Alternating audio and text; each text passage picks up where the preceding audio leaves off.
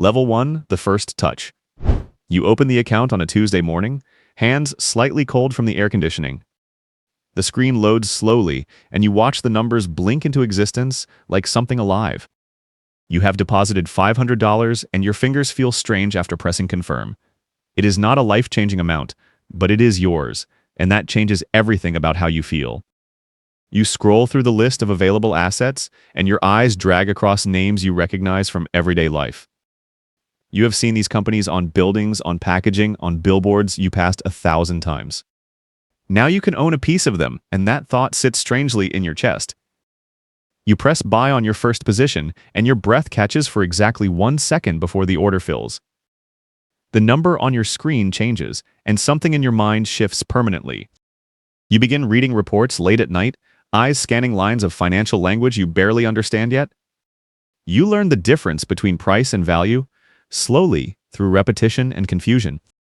You watch some people chase short-term movements with nervous energy, buying and selling within hours. You watch others sit patiently with their positions for months, sometimes years, barely blinking. That contrast becomes the first real question the market asks you, and you feel the weight of choosing your answer. Level 2, the monthly machine.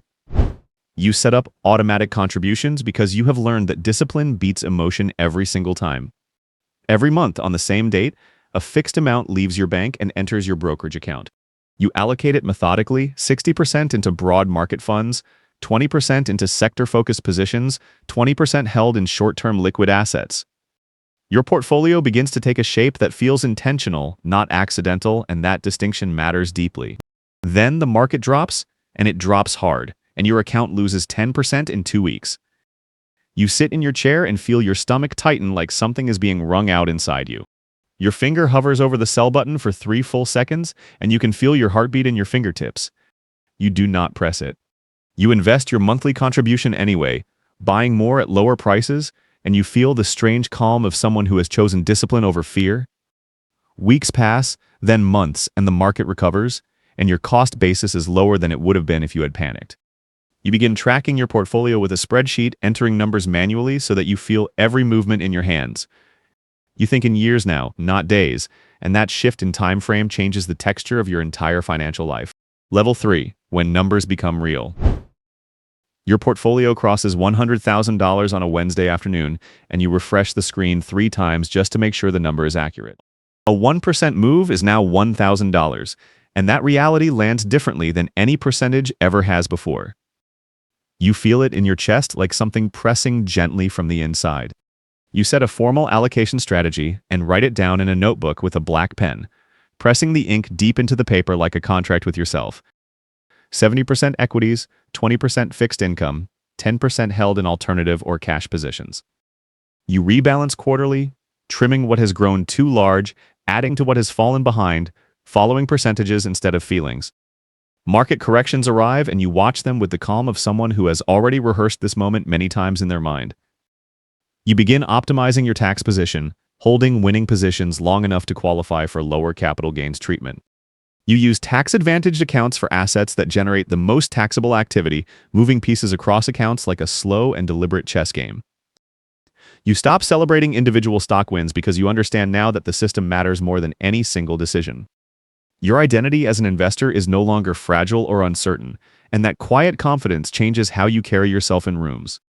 Level 4, the optimization layer. Your portfolio crosses $250,000, and the game changes in ways you did not fully anticipate. A 1-second pause, a 2% improvement in annual returns is no longer abstract, because 2% of $250,000 is $5,000, which is money that feels real and heavy in your mind. You begin stress testing your portfolio, pulling up historical data on how your assets behaved during previous market crises. You run numbers on drawdown scenarios and feel a cold, focused clarity replace the old anxiety. You start using tax loss harvesting, deliberately selling underperforming positions to offset gains elsewhere in your portfolio. You open accounts in multiple institutions, placing high-turnover assets in tax-sheltered structures and holding long-duration positions in taxable accounts for efficiency. You evaluate every new position not by how much it could gain, but by calculating the realistic probability of meaningful loss. Your dinner conversations change without you noticing, and your friends start looking at you differently when you speak about money. You wear better clothes now, not loudly expensive, but quietly upgraded in ways that signal something has shifted. You sleep differently, not easier exactly, but with more weight to your thoughts, as if your mind never fully powers down anymore. Level 5. The Unlocked Door. Your investable assets cross $1 million, and the financial world behaves differently toward you almost immediately.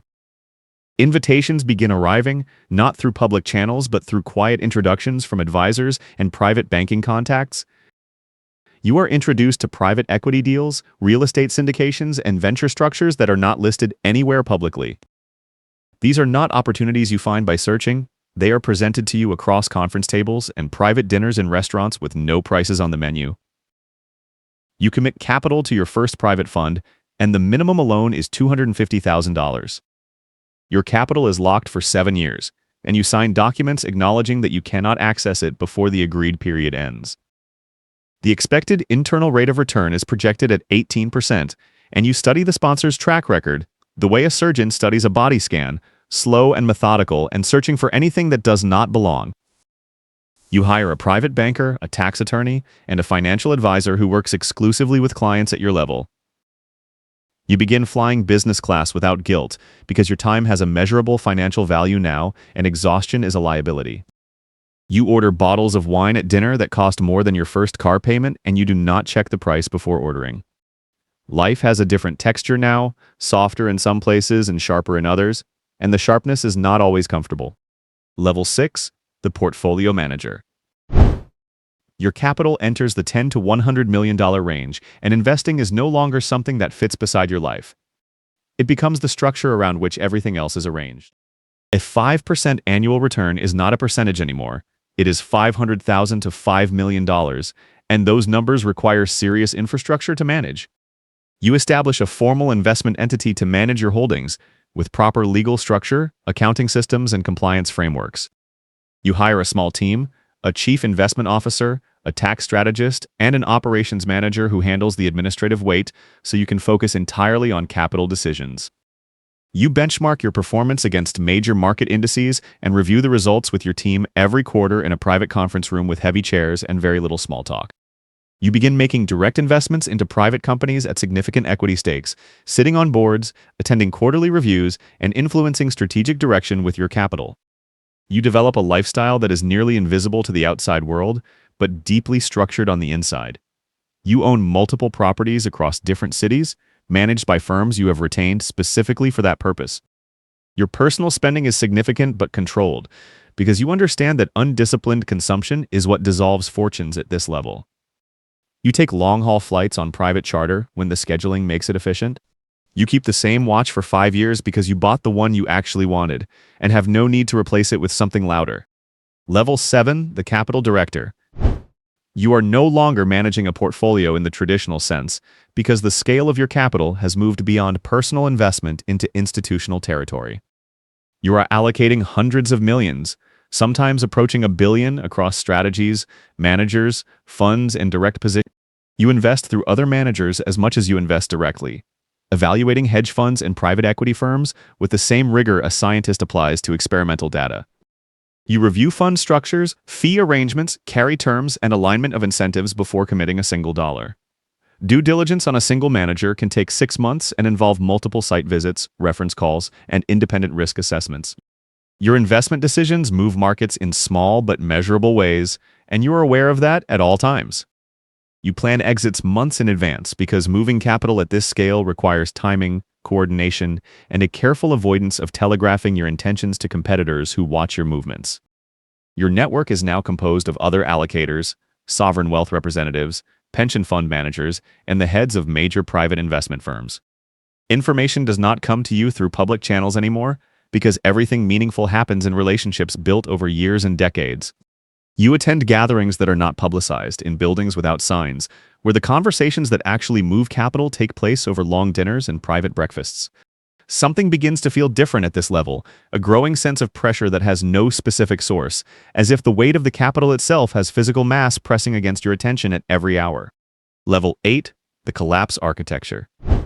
Your net worth crosses $1 billion, and the scale makes reality feel strange in a way you were not prepared for.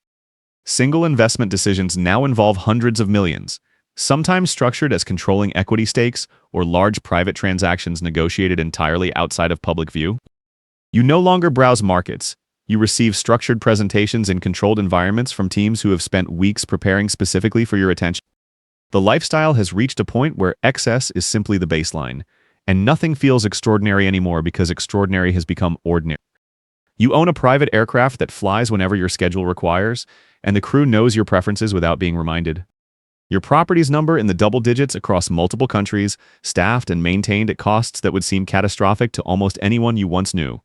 You eat in kitchens that cost more than most homes, and you stopped knowing the price of anything years ago, because price stopped being a relevant consideration. But something is wrong, and the wrongness arrives quietly, the way weather changes before you can see it in the sky. Your decisions carry so much weight that advisors begin telling you only what they calculate you want to hear, and the truth becomes a filtered, curated version of itself. You realize one morning, sitting in a glass-walled room with a view of an entire city below you, that you have not made a truly independent decision in longer than you can precisely remember. Your legal exposure has expanded in proportion to your capital, and there are ongoing regulatory reviews in multiple jurisdictions that your attorneys describe as manageable, but that consume months of your attention every year. The paranoia is not dramatic, it is quiet and structural, the way a building settles before anything visibly cracks. You begin sleeping poorly, waking at 3 in the morning with specific numbers cycling through your mind: returns, exposures, liquidity ratios, and liabilities that your team describes as within tolerance. The people around you are not friends anymore in any functional sense, because friendship requires time and availability, and a willingness to be seen as uncertain, and you have not permitted yourself to be uncertain in front of anyone for years. A position you held for a decade begins to unwind in a way that surprises even your most experienced advisors, and the loss is not catastrophic by percentage, but in absolute terms, it represents a number that makes your throat tighten when you read it on the morning summary. You adjust because adjustment is what you do at this level: restructuring exposure, moving capital, rebalancing the enormous machinery of your portfolio with precision and cold efficiency. But the adjustment feels different this time, because it is not just capital that is being restructured. Something more fundamental is shifting, something in how you understand what the accumulation was actually for, and that question does not have an answer in any report your team can prepare. You sit with that question in the early morning hours, in a room that cost more to furnish than most people will earn in their lifetimes. And you feel something that no amount of capital has ever been able to purchase, which is the quiet certainty that the game has no final level, only deeper and deeper rooms where the stakes are higher and the exits are harder to find. The market opens again in a few hours, and you will return to it, because that is what you do, because at this level the market is not something you participate in occasionally. It is the structure your entire existence has been built around, and walking away from it would require dismantling everything you have become in order to find out who you were before any of this began.